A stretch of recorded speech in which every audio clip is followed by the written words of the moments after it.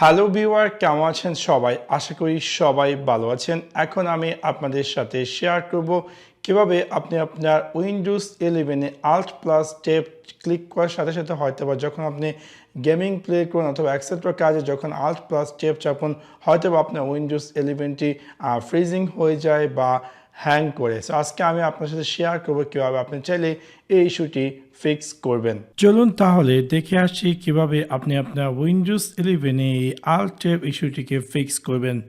সেই কাজটি করার জন্য আপনি আপনার উইন্ডোজ 11 এ স্টার্ট মেনু থেকে রাইট ক্লিক করুন এন্ড ক্লিক করুন সেটিংসে ক্লিক করার পর অবভিয়াসলি আপনাকে নিয়ে যাবে সিস্টেম সেকশনে এবং ডান দিকে আপনি পেয়ে যাবেন ডিসপ্লে।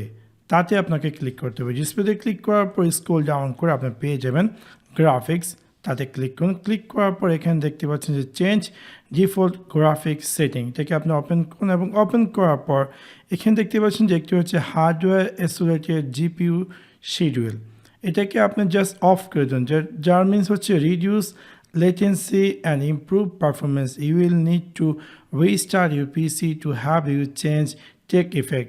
সো এই জিনিসটিকে আপনি অফ করে দেবেন এবং দেন আপনি আপনার পিসিকে রিস্টার্ট করুন। আশা করি পরবর্তীতে যখন আপনি এই Alt+Tab বাটনে প্রেস করবেন কোনো গেমিং বা এক্সেট্রা কাজ করার ক্ষেত্রে আপনার উইন্ডোজ 11টি আর স্টক হবে না।